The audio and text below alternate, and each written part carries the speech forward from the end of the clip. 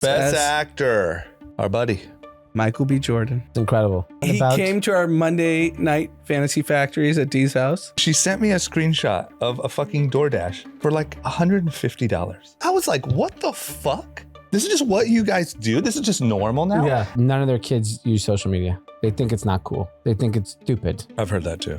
That like living a healthy lifestyle is being off your device. While you're out there saying it, and so everyone has a bad idea of AI and no one's using it, all these other people are using it and all these companies are using it and everyone else is getting a head start. And what if...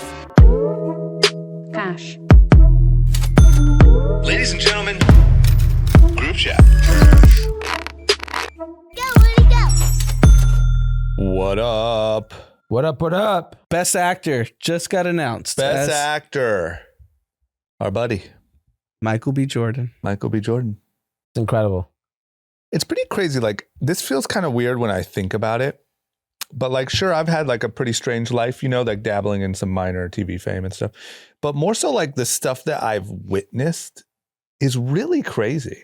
Yeah. Like Michael B. Jordan was our like good friend. Yeah. Like just the homie. Always out and he about. came to our Monday night fantasy factories at Dee's house. Yeah. Yep. And he lived for a long time with Sterling and our friend Ryan Rotman. And that's where I'd go hang out like early Robin Big days. And like, you know, everyone's trying to be an actor. Everyone had their hustle. Yeah. And that motherfucker just went out of this world. Just got it. You know, it's the same. I think about those stories with like, oh, Kendrick Lamar used to come to the studio or this or that. But like Michael B. Jordan. He was actually someone we hung out with. Yeah, like our real friend. And I will give him credit. Before we recorded, I was saying I used to watch NBA playoffs with him at Goal, which is a sports bar down the street. Yeah. I will say too, I got to give him credit. Every time I see him, he acts like nothing changed. Yeah. He doesn't act any sort of way towards me. Yeah, he definitely, I think he has a really good reputation. Yeah. As just down to earth guy, not your typical, like, you know, when you, like Pedro Pascal. Fuck that guy. I mean, I don't know. That is a Do you have any facts or are we just saying fuck that guy? Because I'm with you. He just seems like fuck that guy. Yeah, why people like him though?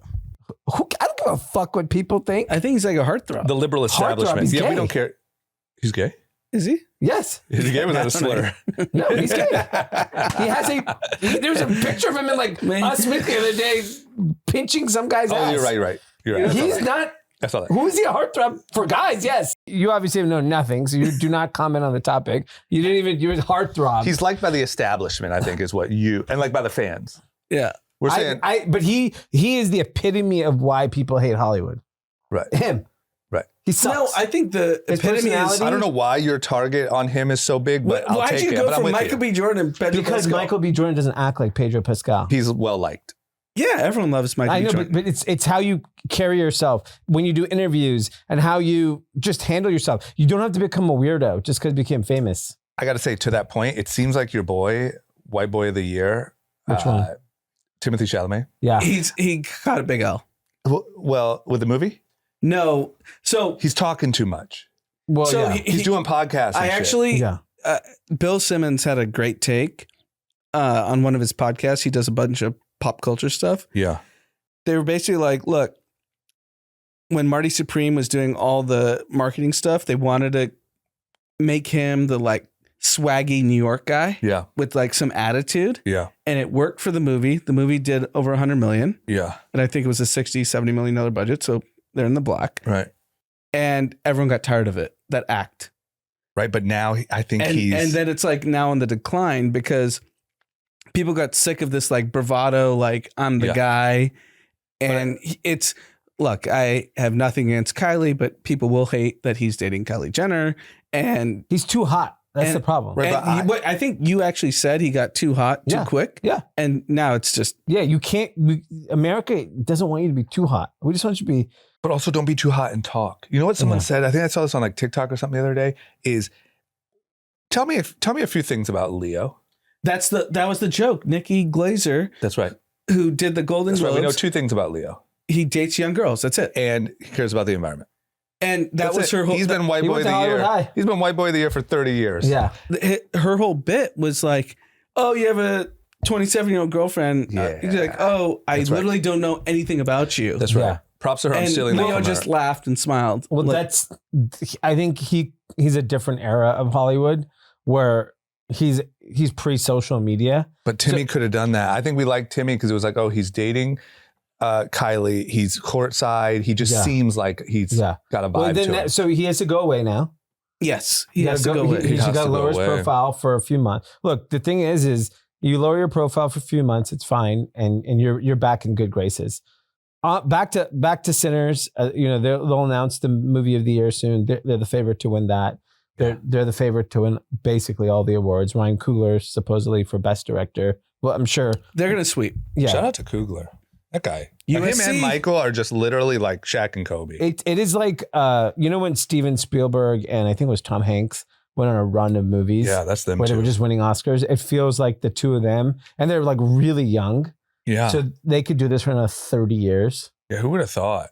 Like when they did Fruitvale Station, and I know that was really successful, like kind of critically, but like who would have thought that they would just run shit? Yeah, being Fruitvale Station to like Black Panther. I know. Such a big jump. I know you never would have guessed. You would have been like, oh, what a cool thing. These guys did this thing. Yeah. And then like they just ran shit for the next. But I think that is testament. And even so, Omar Miller, obviously a good friend of ours, also is in Sinners. And I talked to him on Friday and I was just like, good luck. This is like obviously life-changing weekend to be in, if the movie wins or if, when it wins. Right. And he always said, Ryan Coogler is the coolest guy.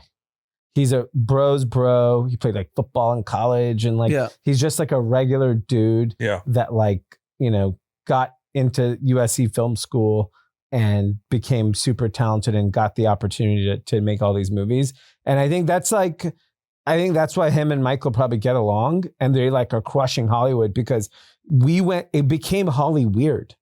Actors back in the day were like, they were badasses. Yeah. And then we went to this weird phase. Yep. And now the guys that are winning all the time are pretty normal people. Right. They're not like trying too hard.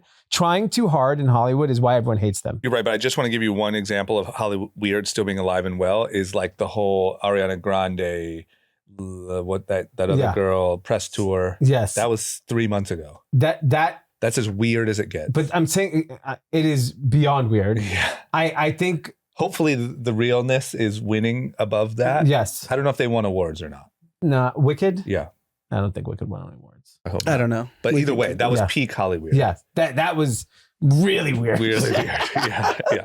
But no, I'm with you. I like that storyline. I hope you're right. Yeah. But big night for them. I would imagine we don't know if Sinners won yet, right? No, we'll know in the next 10 minutes. Before the episode ends. Yeah, but shout out to Michael. I think it's just crazy to see. I think once again, like coming here, my perspective is a little weird too, coming here from Ohio and like LA and Hollywood and movies and all that seeming so like nothing that I would ever relate to or understand or whatever. And then to see how the process actually works. I wouldn't have any advice for anyone. No. Seeing all I've seen. Yeah. Because I don't fucking know. Yeah. But it just seems like we've all been around a lot of like really cool stories. Yeah. It's interesting because it's even like when you live in LA, that like Hollywood is so much a part of your daily life because, coffee shop, anywhere. Yeah, wherever. Or if you grew up here, like people become directors, producers, stars, right? Yeah, that's the weird part. And even, kids, parents we go to school with, like one of them won an award today, like to giving a speech at the Oscars. Right. And so I think like it's surreal because like we live in LA, it's like take it for granted that like we know Michael B. Jordan or whatever. Yeah. Like even all these people, and then the rest of the world, like no, but it's so special. But the cool thing is, like whichever school parent I could assume who it is, like they were already that person. Right. He wasn't that person when we met him. Right. When we met Michael B. Jordan, he was a normal guy. Right. But the point that Dee's making is like it's another kid's parent at school. Like after you go enough times, like you went to that party at Leo's house for a fucking kid's birthday party. Yeah. It's like after you're around it enough, it does just become the person from your school's parent. Right. And then there they are on stage winning an award. It's just really strange. It also reminds me why like it continues to fuel the delusion of moving here. Yes. Like this is the city probably filled with the most delusional people of any city. Yeah. But like I get it. I don't know, you got to go to Miami recently. That's a good point. Okay, well, maybe one or two. Yeah. And that's why, because those stories, anyone has a shot. Yeah, look, I think becoming famous in the entertainment industry today is incredibly hard. It's even harder like than it was. 10x harder than 10 years ago. But yeah, because there's just not as many shows. There's not many movies. There's just not anything, right? And then, you know, I think we talked about this maybe a year ago or 6 months ago. My mother-in-law made a comment on all the TV commercials, and she's like, everyone's really famous in these commercials. I was like, yeah, there's no money in acting. Like, and I know a lot of people in the entertainment industry, and everyone is telling me it is really hurting. Yeah, if you're not tier one, you're screwed. Yeah, it's really tough. It's like Michael B's good for life. Yeah. He's best actor. Yeah. Has all these blockbuster films. He's fine. Yeah. But when you go a lower but tier. The guy in like a handful of scenes with him in Sinners is in Studio City at the Archstone. Yeah. I mean, it is hard. Yeah. It's hard to make the same amount of money that a lot of these. Well, the money's not even there. Yeah, there's no money, and with AI, you know, Ben Affleck was complaining about AI, and he sold a $600 million company to Netflix. Wait, he was complaining about? He was complaining about AI on Joe Rogan for actors. Creatives, and then he sold a company for $600 million, which is probably like a ChatGPT wrapper. Yeah, and they just I guarantee you, it probably doesn't even hold the test of time today. Yeah, because of how much AI is kind of advanced. Yeah. What a little hypocrite. That's why he looks so stressed out in all those photos. Maybe he's not stressed. He's trying to juggle. He's just acting. Like, I'd assume that company, he probably owned the majority. You think? Yeah, Ben Affleck. You don't think he was like the face? Here's 20%? I mean, he's the reason you get that meeting with Netflix. It's true. Yeah. Well, right. Well. Okay. Well. Great. To me, the most exciting story of the weekend. Please tell me. Batshit crazy story. Please tell me. Iran adjacent, Iran's employee, Tucker Carlson, came out with a video. Iran's employee. Came out with a video. Okay. The basic, summary is accusing CIA of hacking his phone, reading messages, and then it basically has now spiraled into this that the United States government knew that Tucker Carlson was speaking to Iran regime. Okay. This is all speculation. Like for an interview or for no. So D's going down a Twitter rabbit hole. Wait. You could do a very different rabbit holes too. I know, but I got to finish my story first. Okay, yeah, finish the story. And so now, the internet has taken hold of the story, and they believe that obviously CIA is doing the most to hack Iran regime people's phones. Right. And the thought is that in those text messages, Tucker showed up as one of the people they were messaging. Okay. And they had Tucker at the White House in January. And they're saying that the White House purposely fed Tucker Carlson misinformation about what their plans were with Iran. Right. To see if it would get back to them. Because of all these years, they're just shocked that all the 40 senior leaders all were in the same room. Right. Because they felt like maybe there was going to be no attack. So that's basically what the internet believes happened. Okay. Is a batshit crazy story because Tucker now is on the defensive. So they're calling them the Timu Avengers, which is Candace Owens, Tucker Carlson, Dave Smith, who Nick Fuentes are all fuming on this. They're on Tucker's side, obviously. Yeah. And Charlie Kirk was. And who's speaking who was also a Republican hero. Let's be very clear. Yeah. That's right. Who's speaking out? Who's representing the U.S. government in this? So Tucker's the one that came out with this information. So right. So it's just Twitter threads. So there hasn't been like a statement from Kash Patel. I mean, the CIA is not making a statement, right? The government's not. Right. So I mean, this is the point with when you go down Twitter rabbit holes, like you can believe that. You could also believe Bibi Netanyahu's dead. Because there's a whole Twitter rabbit hole that he's dead. I know, but he did a video. He posted and they a video said today. AI. It's an AI if you look on Twitter, like you did for Tucker. Dead from what? War things? No one knows. So BB put a video out this morning. Mm-hmm. If you look on the same Twitter rabbit hole you talk about Tucker, they will say it's completely AI created. But Tucker put out the video. Him. But Tucker put out the video. Tucker put out the video that he's being hacked. Yeah. He's not saying the U.S. government is saying he's an Iran agent. He can't say that. But it's Tucker. He could say it. But my point is, when you go down these Twitter rabbit holes, you can't. Man. So if you're going to believe one, then believe all, or don't believe any of them. No, you get to choose whatever you want. Yeah, you pick and choose. You pick and choose your adventure? Yeah. You choose your type of schizophrenia. Yeah. You know what I'm saying? I don't believe either, to be clear. I don't believe BB's dead. I don't believe Tucker's an Iranian agent. Yeah. But I think that's the fun of like, if you want to get lost especially in Twitter, but in the internet, you get to choose your own adventure and you get to say, okay, I'm going to go with BB's dead.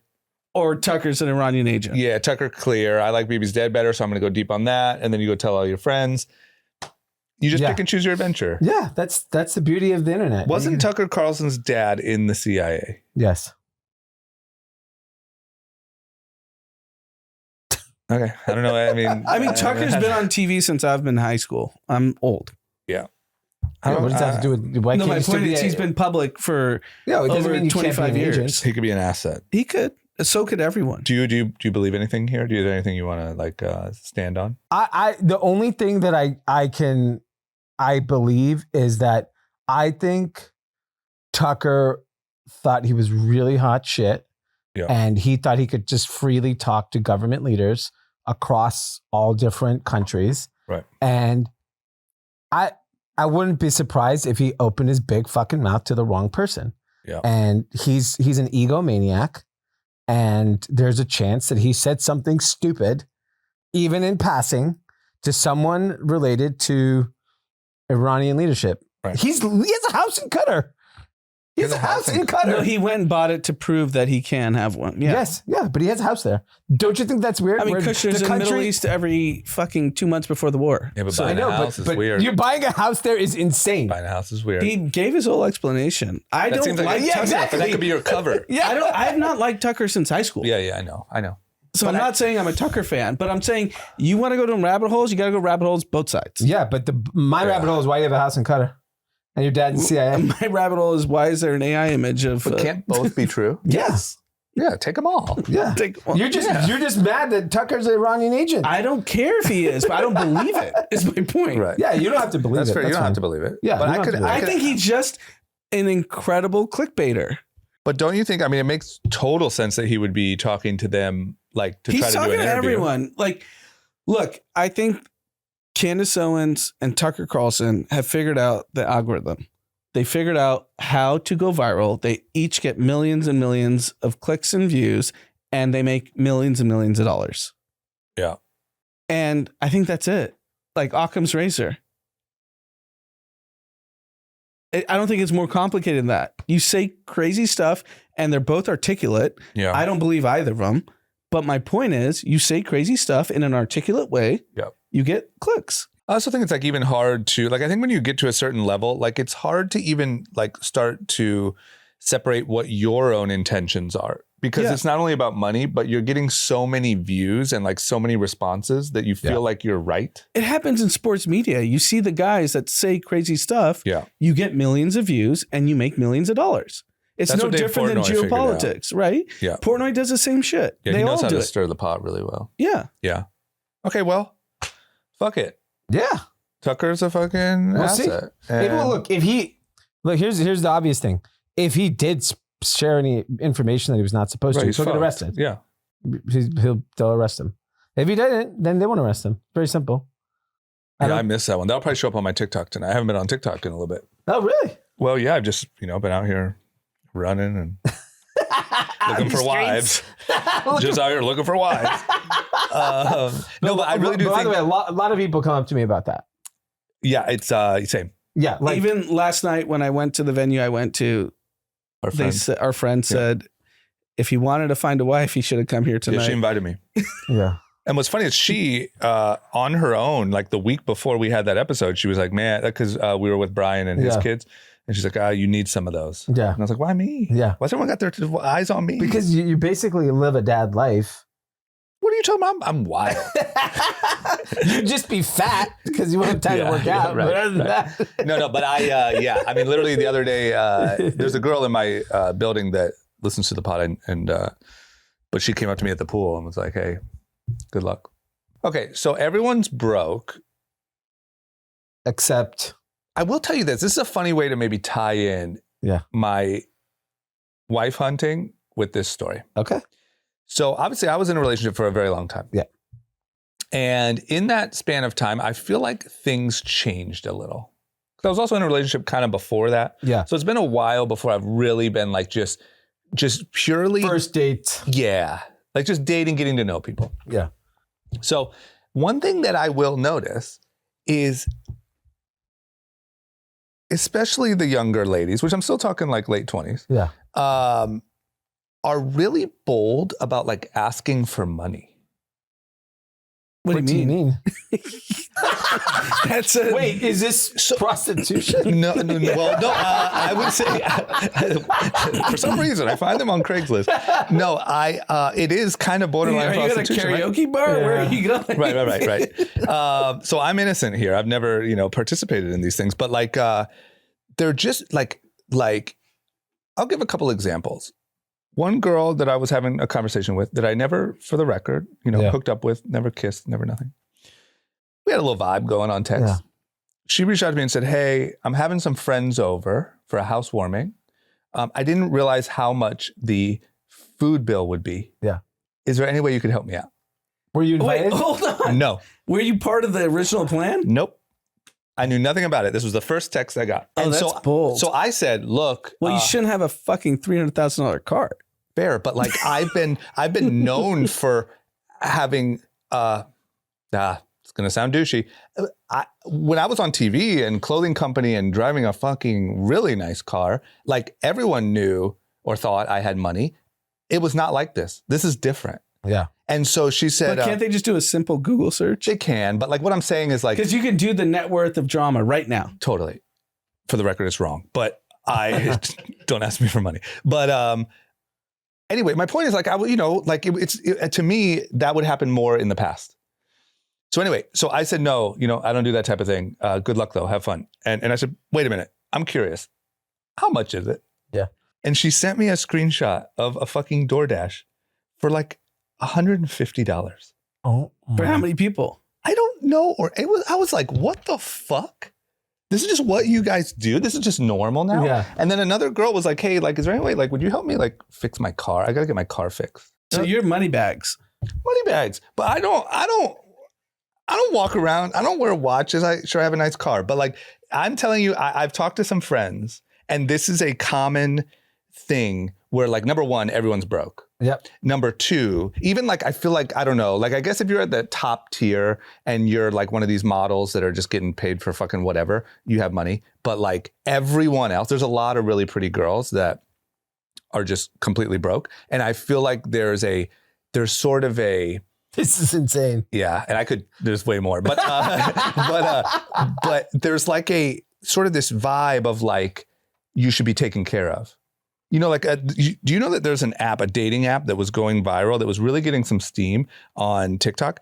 That was, the dating app was, we match, we go on a date, I send you an invoice for how much it's going to cost me as the woman to get ready for the date. You pay me and then we go on the date. What the fuck? Yes, and it was like going viral and like, yeah, that's it. So anyway, whole different topic. Yeah. No, it's a good topic because we have a single friend that we're all close to. He told me it's a post-COVID phenomenon. Yeah. That this all started. Because Dee and I were in our 20s and then we all got serious relationships like early 30s, whatever. Yeah. And that didn't exist back then. And there's a clear delineation from our single friend that COVID changed everything. Yeah. It's very common. But there's also, I think, a bit in the culture of like women are supposed to be like really taken care of, like way more than it used to be. Like you're supposed to just be pretty and a man is supposed to provide. And I feel like it's like maybe it's a morphing of like kind of the feminism thing or. Yeah, but that's pretty antithesis of what, mainstream, I don't know, news will make you believe that that's not what's happening. Yeah, that's what's happening. But no, those are very abrasive ass, in my opinion. Mm-hmm. Paid my DoorDash and you guys weren't dating? Not even close. Yeah. Like had a cool little text vibe. So how many people do you think she asked for the DoorDash bill? If you had to guess. I don't think you're the only one. Sorry. No chance Did I'm the you only send the one. money or no? No. I don't. $150, I would have sent it. But for what? Just jokes. But is that the equivalent of taking her out to dinner? If you took her out to dinner, it's $150. Way more. But I wasn't invited. Yeah. It had nothing to do with me. Because that's what you're supposed to do on a date. I'm just the bank. Right. Yeah, I'm down to pay for dinner. That I have no problem. All that. But it's just a different vibe. Anyway, the point is, I feel and like this wasn't your only encounter where something like this happened. No, and I feel like there's a general feeling. Once again, not from every. There's different like pockets. I could talk to you guys for an hour about what I've seen out here in the streets, but there's like different pockets of types, you know. But like a common type is looking for a man to completely take care of everything. But so okay, and me to just be a princess on day one. Okay, so fine. Let's assume that's the girls you're meeting. A couple, not all. Okay. In return, what is the relationship then? Like, what do they feel they're bringing to the table? I've never got that far because I can tell you they're not. I can tell you, number one, that's the end of the conversation for me, and number two. But do you know how many guys to get a pretty girl if they say $150 DoorDash all day? They know that. That's what they keep asking. But also, like, I don't know how to say this without being mean, but like, there's not a lot being brought to the table. You know what I mean? Like, I'm just off of face value. Yeah. Like, meaning they're pretty, but I think it's just like, let me be pretty. So really interesting. So when Haley and I were talking about getting married and, that whole conversation. Yeah. Haley made it very clear to me. She goes, I want to be a mom. I want to be at home with our kids. Right. That is what I want to do. That is what fulfills me. Right. And it was just very clear. That's right. So there was never a discussion about like, oh, who brings home money? It was no, that's my responsibility. Right. She takes care of the family. Right. And takes care of our house. Right. And which is more than a full-time job, right? Right. And so I think that's a discussion we had. I don't know, is this so DoorDasher DoorDasher going to you and saying, this is the role I want to play in our relationship. Right. Or am I ordering? Just go pick it up. Right. But here's Save the delivery fee. And you know this, but the difference is like Haley was like a very hardworking, smart young lady who was like, I'm going to put all of this into being a mom. Mm-hmm. I have yet to see any provable value. Like when we're talking about like reliability or accountability or like, is your bedroom clean even? Like, can you do basic tasks? I'm not so sure. No, so I think it's just like, let me be pretty and post Instagrams and you be.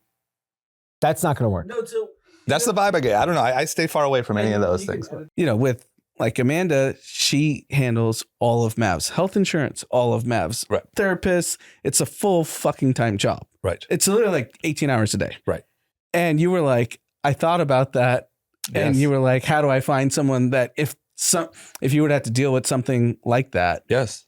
How would you know that person would fulfill those things? Yeah, that's part of why I'm a little fucked, I think, is because, not actually fucked, I'm going to be great, everything's fine. But like what I'm saying is, because I was the youngest one of the whole group, I've gotten to see everyone's stuff play out. And luckily everyone's happy. All my friends are happily married, all of you guys. But like the point is, I got to see things like, you could have challenges that are unexpected. You could have these different situations, and if you don't have someone that is going to be able to handle that, then now you just have an extra kid to take care of. Yeah. And so now the part of the problem is I know what it actually looks like to have a good partner, wife, you know? Yeah.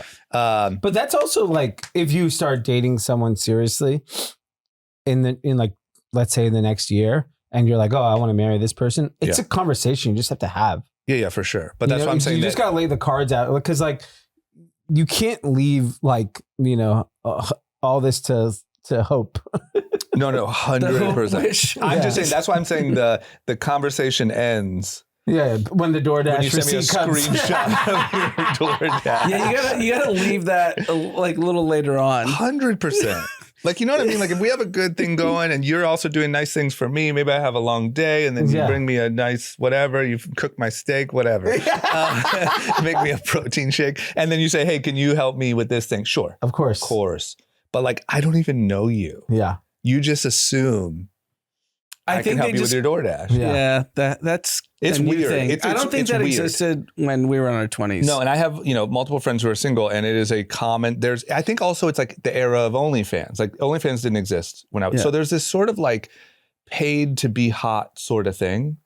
And just reporting live from the streets. But yeah, that's a good one. Everyone's broke and they're spending it all on DoorDash. I mean, speaking of DoorDash, this is a shocking statistic. Yeah. So I'll screenshot it and send it to this young lady. Yes, you should literally send it. So this is a survey done on annualized food delivery spending by age group and household income. Yep.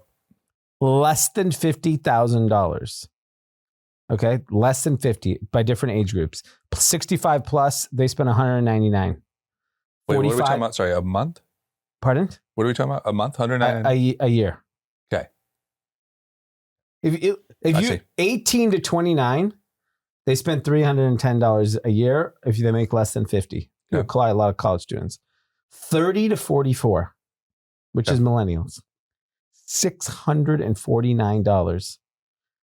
$20. They're basically double every other age group, and this is all the same income level.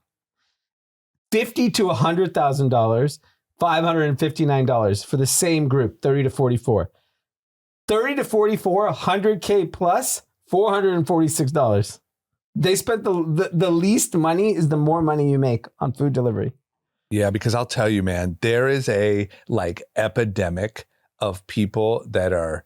They literally call it brain rotting, sitting on TikTok or video games and ordering food. But what this is saying is it's low income people. So my point is, I would argue that probably if you did some statistics, the same thing that gets you $100K a year, like needing to leave your house and go like socialize and be out in the world, probably keeps you like, I think that there's a whole group that's just like given up. They're just like, whatever. They're just like, fuck it, fuck my income, fuck my whatever. I'm ordering whatever McDonald's on DoorDash and I'm gaming. I mean, when I order on DoorDash or Postmates, I go between DoorDash and Postmates. I'm looking for the cheapest deal. And then after a while, I'm like, fuck it, I'll just go pick it up. Yeah. Because but that's like, it's like, to me, to spend like the other day we ordered Chinese food from down the street. It was $25 cheaper for me to go pick it up. Right. I was like, yeah, I'll go pick it up. Yeah. $25? And don't get me wrong, I think that's absolutely crazy. But the point is, you run a business where you have to worry about every dollar. And, like it's a different mindset. Yeah. Like I think we are entering in, and we're going to talk about it in a second, but like this era of like, some people use AI, some don't. Yeah. That's a big difference in like how your outcome is going to be in 10 years. Some people DoorDash every meal. Some people still go hang out with people. Yeah. That's a big difference. Like I think there are these pockets that are so drastically different. Yeah. That are like very severe. Yeah. It's, and I think it is to your point around how they're operating daily, right? It's how you operate at work, how you operate at home, how you operate. Are you using technology to better your life, or are you using it to get jokes? Yeah. Right? Yeah. Because like the same amount of people that are like watching TikTok are also equally amount, if you just look at the usage of Claude and ChatGPT, are on there. Like a parent came up to me today at our kids' school event, and he was like, after your conversation with me about Claude and ChatGPT, this was 1 month ago. Yep. He's like, it blew my mind and I've completely changed my business. And he's just like, I couldn't believe, like, I just was not paying attention to the usage of it. Yeah. And like, now I'm like totally addicted. I've cut people from my company. Right. I've gotten better at what I do. And it's just because if you have not built something or tried, it's the same thing like on TikTok. If you just choose to just keep scrolling up, it's literally brain rot. Yeah. The moral of the story is basically that you're seeing this like ridiculous DoorDash bill for a segment of the population that has no business spending this much money on delivery.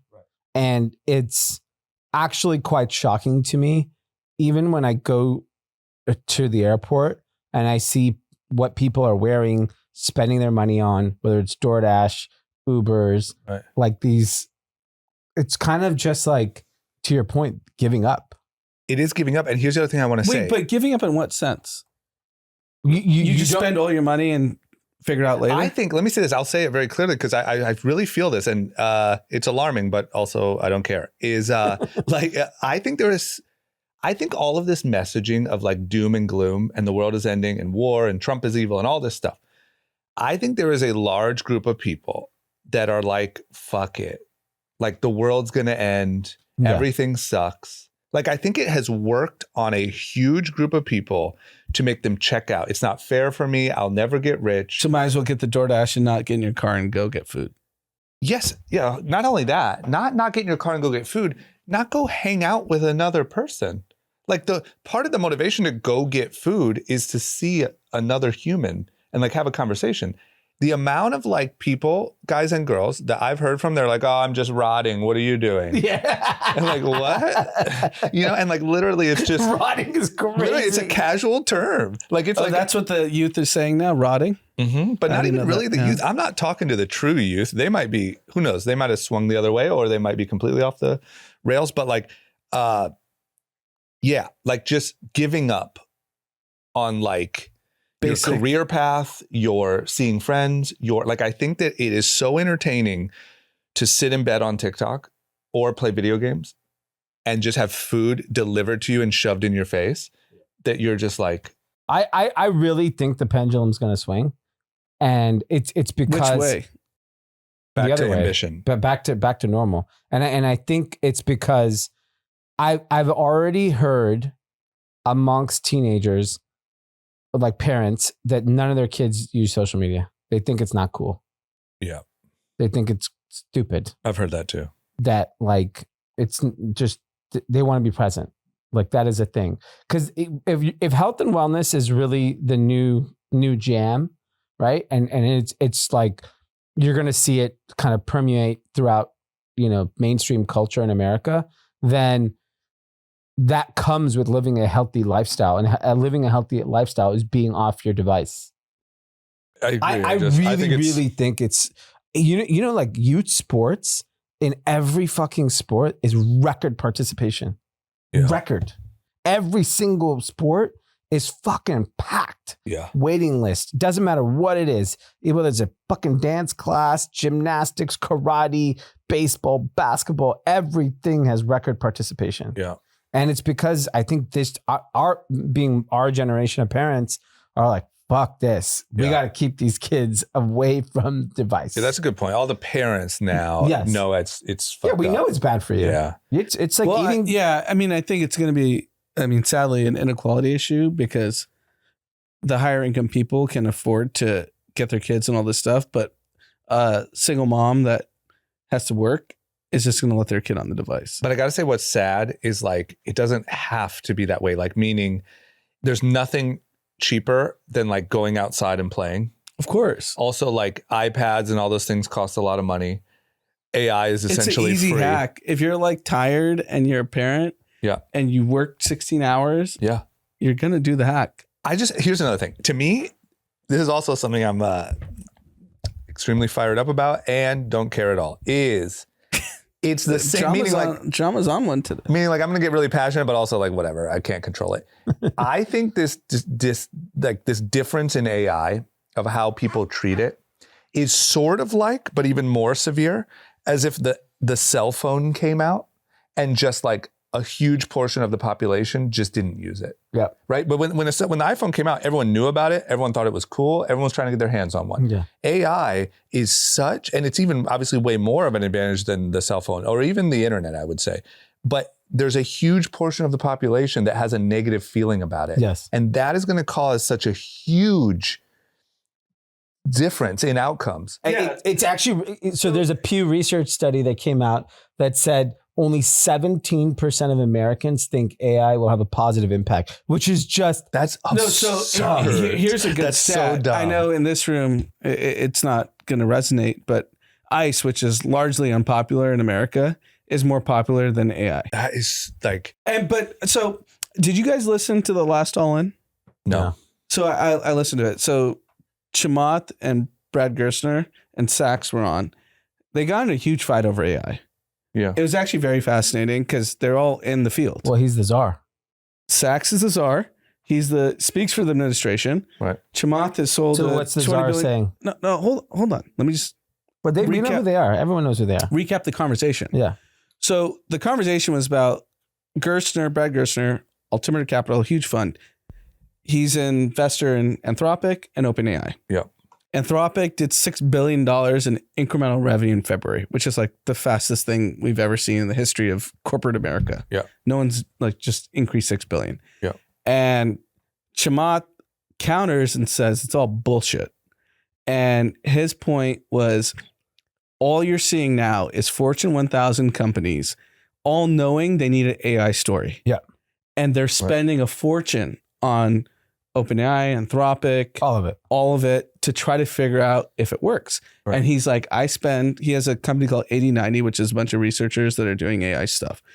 He's saying, I spend millions and millions of dollars a month. I'm telling you for a fact today, it is not increasing incremental revenue. Yeah. And he's like, what's going to happen is like, we're seeing this huge lift and these Fortune 1000 companies are going to be like, wait, I didn't get any benefit. Yeah. And in 6 months, it's going to tail off. And he's like, look, I'm on the side. AI is going to be great. Yeah. Plus, but we're not even close. Right. Yeah. Well, so that's, I thought it was pretty interesting. Yeah. He's looking at it more in the perspective of how these companies will perform. And Sachs didn't push back on because he speaks for the administration. Yeah, but you're missing the point. They're talking about it from the perspective of investing in AI companies. I don't give a shit about that. No.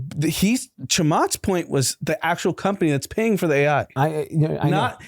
Gerstner's like, yeah, I'm going to make a fortune. Right. Anthropic and OpenAI are going to be worth a lot. But and Chamath is saying from the utility of AI, it's not there yet. I know, but that's in that I disagree with that. I think most of the people at Fortune 1000 companies are not leaned in on this topic. I think they have one 24-year-old kid at their company. As someone that is using it literally every single day, going all in on it everywhere, there's tons of utility. And the reason what you'll see is that the net new companies who are being built off of utilizing AI tools are going to displace a lot of these larger companies really, really fast. And that's because it's going to be tough when you look at I talked about our AWS bill in the last episode, and we're doing it for all our software vendors. We're doing it for fucking everything.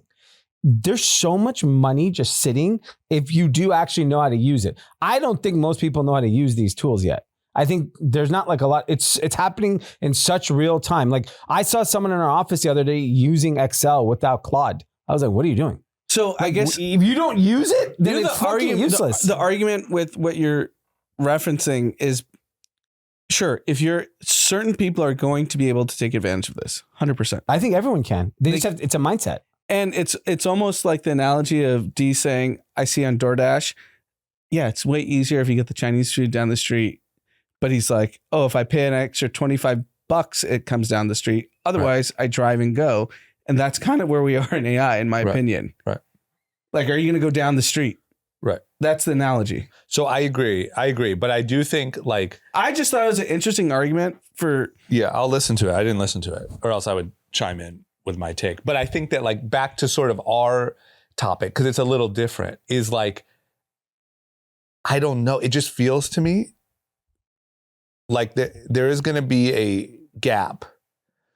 It's as if, once again, I don't know, from what I remember, when the internet first came out, it kind of built steam. Everyone wanted it. Yeah. I think here's the thing with the internet. Took a decade. If the history of the internet is very simple. Yeah. When .com first started in 2000, all these companies came out, went public, but it was too expensive. What happened was it got cheaper with cloud. Right. And when cloud came, it was like, oh, you can build all these companies without spending hundreds of millions of dollars. I think internet adoption. Yeah. You're missing But adoption was the same, and it was mobile. Mobile was what changed the internet, and that was 2008. I'm just saying, I feel like you're living. It was the iPhone. Yes.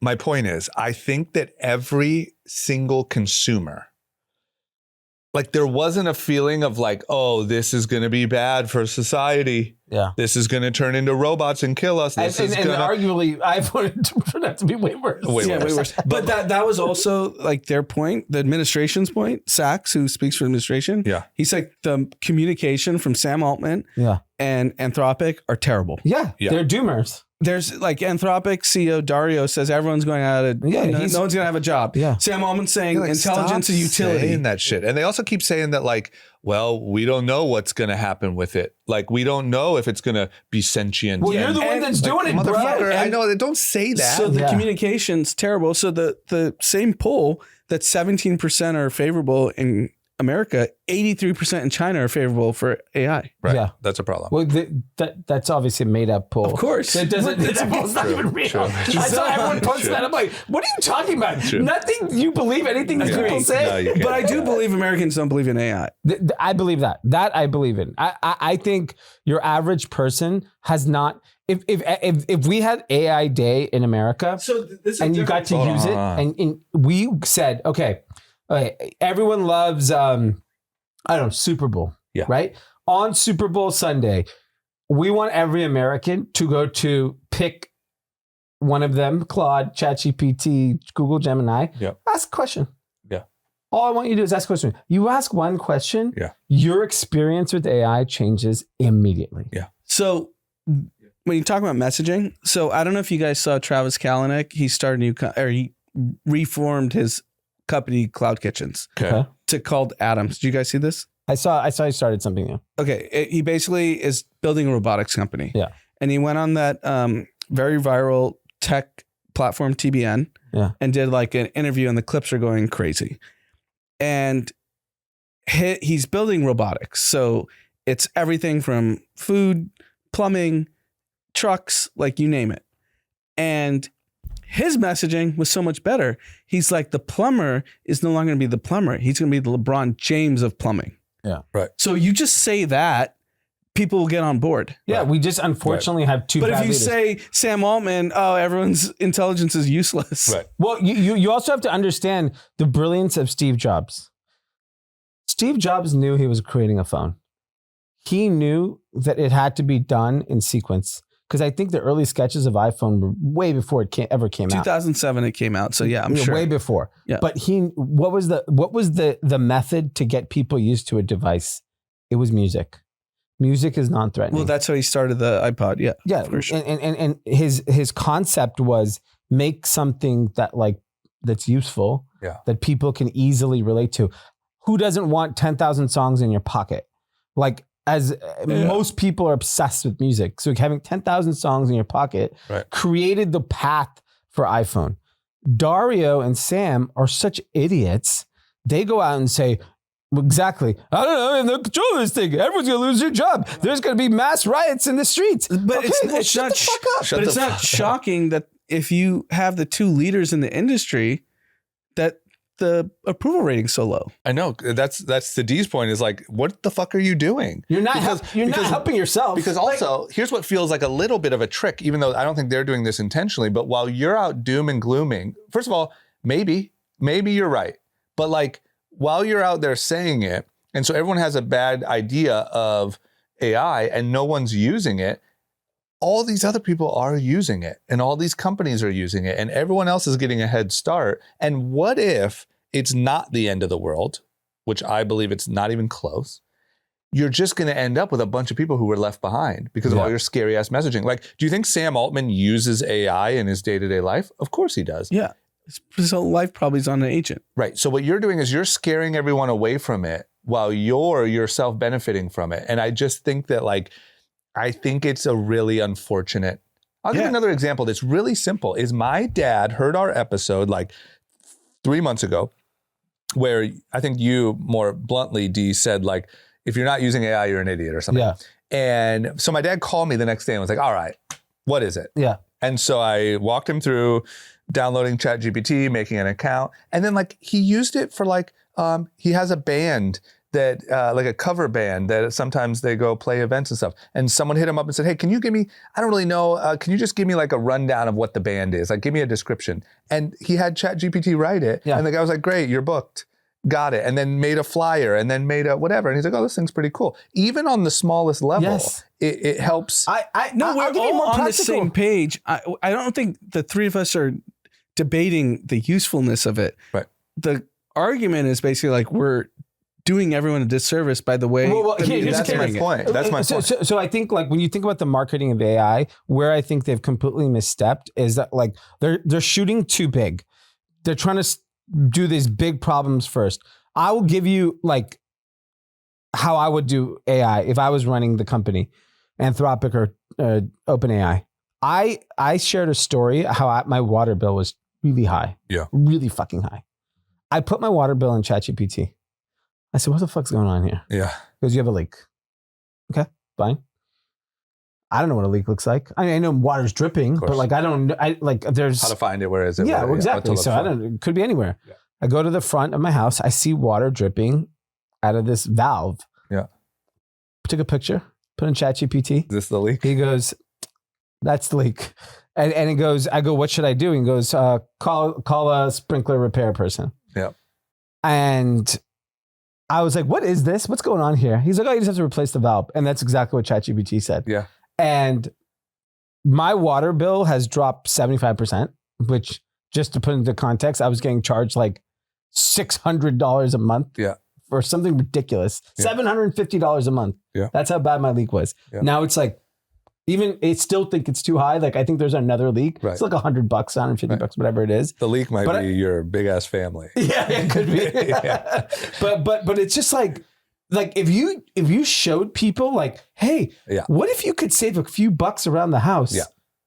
Everyone would go sign up tomorrow. But that's I promise you, if you have not used it, use it for your bills. I use all my bills. I put in ChatGPT and health. Like a friend of mine sent a doctor's report on blood work or whatever, and you just literally put that thing into ChatGPT. I always put my blood work in. So like if you think about like Dario and Sam, they're obviously motivated by sending these messages.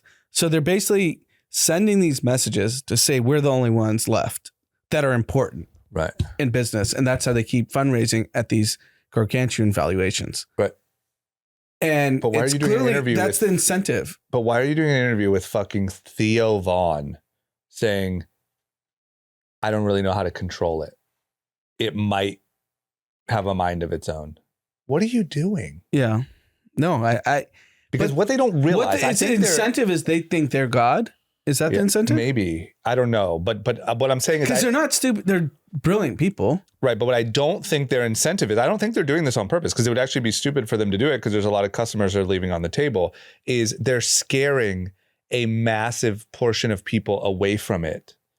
And so not only, hey, dummy, those are customers, but also there are so many people at a disadvantage. And I just don't think, once again, if you extrapolate that out over 5 years, 10 years, I think it's a completely different world that people end up living in. And I'm curious with both of you because other than people we know that actually are, at least most of my friends are in technology, so they understand this stuff. Yeah. But if I go to like school stuff and meet parents, the kind of one-off comment, oh, AI is replacing us all, who cares? That happens all the time. That's what I'm saying. That's that rotting mentality. That's exactly what I'm talking about. That's why if you're 28 and you don't have kids and a family and you have that mentality, you're just rotting. Yeah. And DoorDashing. Yeah. That's what I'm talking about. It's that like end of the world mentality. That is the sentiment. It is. That's why you get 17% approval and right. But then put on top of that war and pretend like ICE is fucking Nazis and then do all this stuff. And it's like, yeah, I'm over it. There's no future. Yeah, the messaging's bad. If you're young, I don't know about like young, like kids that are graduating right now. I would be really curious to understand. It's my friends that are in technology are more excited than they've ever been in the history of knowing them. Everyone should be. And the problem is they're already the rich ones and the productive ones and the geniuses. And the people who are getting left behind is the like, small town, small business person who could really benefit. Yeah. It's like, for example, like my friend Vivek, who you guys both know. Yeah. His kid wakes up at 1:30 in the morning for whatever reason, puts him back to bed. He can't go back. You can't go back to sleep when you wake up and have to kid back to bed. Right. He goes, I just jump on Claude. And he was like, I'm just grinding for 13 hours. Right. Yeah. And he's going to end up creating another $1 billion idea and it's going to work. And sure enough, my biggest bet would be the world's not going to end. Yeah. Everyone's not going to lose their jobs. It's just, we're going to end up where a lot of people were left behind on something that for sure is probably the most valuable, the single most valuable invention ever. Maybe next to the printing press. It's better than that. And because everyone has access to it. Yeah. Right. So think about, it's basically free. Think about the biggest imagine inventions. having Harvard and Stanford for free 40 years ago. Exactly. And think about the biggest inventions in human history. Whatever, there's a list of them, but let's say the printing press, the car, the whatever, wheel. the internet, the wheel, the fire. Everyone wanted it, right? Everyone thought it was good and give it to me as soon as I can get it or afford it. Today, the biggest one of all of them is free, essentially, but everyone's scared of it. Yep. It's because of Dario. That's fucked. He's the single biggest problem. And Sam. Sam's too. Sam does it too. It's both. Dario is just weird, nerdy little. No, I don't know. Sam looks like an evil kind of emperor. Right. Yeah, that's look. Also, you have the way Peter he Thiel out presents here himself. doing Antichrist speeches and shit. It's just like, what the fuck are we doing here, guys? Because it's like, I get okay, we get it. We're on the same. Let me tell you one other quick story. Okay, let's hear it. Friend of a friend. I'm going to purposely. Older, 50s, has a friend who's a grown woman who has fallen in love with 2 AIs and gotten dumped and has been devastated, depressed, heartbroken. It's happened twice. Just on messaging? Yes. No, because there's no video. It's an emoji. I mean, they might be sending eggplants back and forth. I don't know, but has gotten broken up with and was depressed as if a human broke up with him twice. This is also happening. That's insane. A lot of different roads you can take in this life that in is 2026. Scary. And I'm telling you, I'm no exaggeration, completely normal person, has a job, doesn't live in California, twice.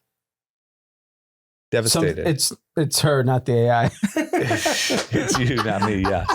Yes. I'm the problem. It's me. Think about that. So now you're rotting. Now you have a girlfriend. So why the fuck would you ever get off TikTok? Yeah. You have a girlfriend or a boyfriend on your phone that you can chat with. You're having McDonald's just left at your doorstep. Well, no one's paying for that. For what? The AI is not paying for that DoorDash though. True, but all you got to do is make $50K. You just got to get by. Yeah, I mean, sadly, to what you were saying earlier, the gap's just going to widen. Yeah, people that take advantage of these things are going to be significantly more successful. I mean, we had a friend tell us today they went to a party. Everyone's on GLP-1s. Everyone's skinny and in shape. Yep. And that's a wealthy crowd. Yeah, everyone's skinny. And I think soon it's going to be not only everyone's skinny, everyone's like tan and ripped. Yeah. And like, you know what I mean? That's the next GLP-3. Yeah. Right. Yeah. And they'll have more money, more time. Because if that party we're referencing, I guarantee you everyone's using AI. They all got skinny. That's the point. I met a girl at the gym the other day, not in a romantic way. This is another one of my dating stories, who was like, oh, I'm on this new peptide called this. And I'm like, oh, what's that doing? She's like, oh, it's supposed to like make you tan and increase your sex drive. Yeah. Like what? So you can just shoot yourself with whatever cocktail you want? I know multiple people on the tan peptide. Yes. So you're telling me people are just going to be ripped, tan, fucking high sex drive, using ChatGPT. All the rich people I know are on the GLP-3s. Right. And they're in shape. It's not like they were the fat guy. I know, but you reach optimal. I get it. Everyone else is rotting. Yeah. Crazy. Okay, we did it. There's nothing else, right? Oh, we got some shout out. We got one shout out? Yeah. We got one lonely shout out. From Caroline, shout out to myself. I'm 26, doing my hobbies for a living full-time in NYC, manufacturing work from home, PJs in New Jersey. I like it. Congratulations. Okay. I was trying to find the joke in there, but she has a real thing. Yeah. Okay. I thought she was working from home in her PJs doing hobbies for a living. I was like, this is what I'm talking about. Yes. These are the rotters.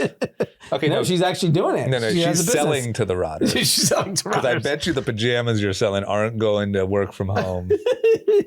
They're going to rotters. Okay. Well, shout out to you, Caroline. Yeah, congratulations on that. By the way, Sinners lost. They lost. Who won? The one battle for something. Yeah, the Leo movie. And then Best Director, Coogler lost too. Who won that? Yeah. One battle for whatever. Okay. Well, MBJ got it. MBJ got it. Yeah. And Team USA won. Yeah, I saw Team USA. USA all the way. You think we're going to let the Dominicans beat us? You can't. Trump made the call. We're never losing. Does kind of feel that way. Too much winning. Yeah. It's scary. It feels It good. would be really funny Feels because like we're back. the other semi is Venezuela, Italy. You think USA is going to allow Venezuela to beat America after we took their Maduro? Yeah, no chance. Well, the Italian team is really good. If they start It's to all win, Americans. if they start to win, just take their best player. What's that? So if they start to win, just take their team captain. Yeah. Some Delta Force Overnight. yeah. We actually need a picture. So take a picture. Take him. Okay. Great episode. Everyone have a great week. That's it. Yeah. Get on AI. Please get on AI. Thank you.